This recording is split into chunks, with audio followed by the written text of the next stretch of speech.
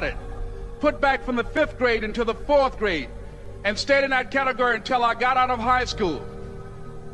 I don't have any college training, but I met a high school teacher who one day changed my life. I was waiting on another student, and when he came in, he said to me, "Young man, go to the board and write what I'm about to tell you." And I said, I can't do that, sir. He said, "Why not?" I said, "I'm not one of your students." He said, "It doesn't matter. Follow my directions now." I said, "I can't do that, sir." He said, "Why not?" I said, "Because I'm educable mentally retarded." And he came from behind his desk and he looked at me. He said, "Don't ever say that again. Someone's opinion of you does not have to become your reality." And as he talked, my heart began to beat fast. Tears began to run down my eyes, and I was in the back just listening to him, because the speech he was giving, that speech was for me. And he said, "Les Brown," he said, "if you want to do anything worthwhile in life, you've got to be hungry."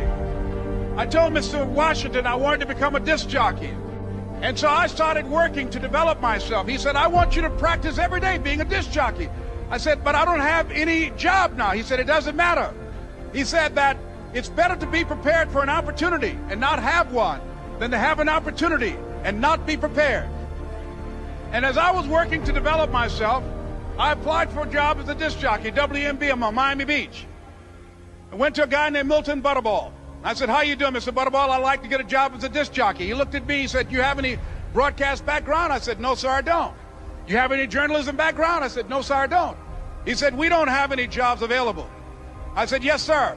I went back to Mr. Washington and I told him. He said, "Don't take it personally." He said, "Most people are so negative, they will have to say no 7 times before they say yes." He said, "Go back again." So I went back again. I said, "How you doing, Mr. Butterball? My name is Les Brown." He said, "I know what your name is. What do you want?" I said, "I'd like to know whether or not you have any jobs for disc jockey, sir." He said, "Didn't I just tell you yesterday we didn't have any jobs?" I said, "Yes, sir, but I know whether or not somebody got laid off or somebody was fired, sir." He said, "No one was laid off or fired. Now get on out of here." I came back the next day like I was seeing him for the first time. I said, "Hello, Mr. Butterball, how are you?" He looked at me with rage. He said, "Go get me some coffee." I said, "Yes, sir." And I went to get him some coffee. After a while, I would get their lunch and dinner, and I would go in the control rooms and take the disc jockeys their food, and I would not leave until they would ask me to leave. One Saturday afternoon, while I was at the radio station, a guy named Rock was drinking while he was on the air. I was the only one there, looking at him through the control room windows, walking back and forth, young, ready, and hungry. Pretty soon the phone rang, and it was the general manager. And I answered the phone. I said, "Hello?" He said, "Les, this is Mr. Klein." I said, "I know." He said, "Rock can't finish his program." I said, "I know." He said, "Would you call one of the other DJs in?" I said, "Yes, sir." I hung the phone up. I said, "Now he must think I'm crazy." I called my mom and my girlfriend, Cassandra. I said, "Y'all turn up the radio and come out on the front porch. I'm about to come on the air." I waited for about 20 minutes, and I called him back. I said, "Mr. Klein, I can't find nobody." He said, "Young boy, do you know how to work the controls?" I said, "Yes, sir." He said, "Go in there and don't say nothing here." I said, "Yes, sir." I couldn't wait to get behind those controls. I put on an old Stevie Wonder record called Fingertips. I sat down behind that turntable. I said, "Look out, this is me, LB Triple P, Les Brown, your platter playing papa. There were none before me, and there will be none after me. Therefore, that makes me the one and only. Young and single and love to mingle, certified, bona fide, indubitably qualified to bring you satisfaction, a whole lot of action. Look out, baby, I'm your love man." I was hungry.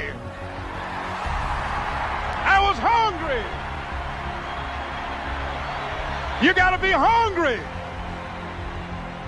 Begin to know that you have greatness within you.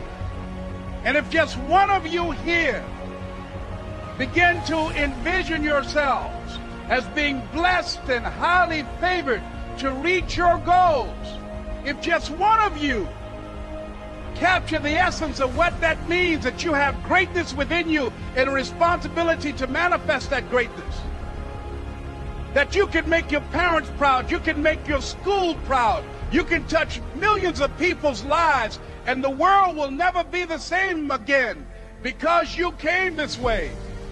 It was hard, ladies and gentlemen, coming to speak to people. And I was facing financial difficulties in my own life. I was behind on my bills and my dreams, and I'm saying to them, you can live your dream. It was hard, ladies and gentlemen. It was very difficult to pick myself up each day believing that I could do it. There were times that I doubted myself. I used to ask myself, can I do this? And something said within me, you're the one. Don't give up on your dream. By continuing to push forward, by continuing to run toward my dream, that one day I would have my own talk show. It's a long shot, ladies and gentlemen, from Liberty City, an abandoned building on a floor, never knowing my mother or father. It's a long shot. Being here with you today in this dome in Atlanta, it's a long shot. No college training, labeled educable, mentally retarded, but I kept running toward my dream. Don't stop. Don't stop running toward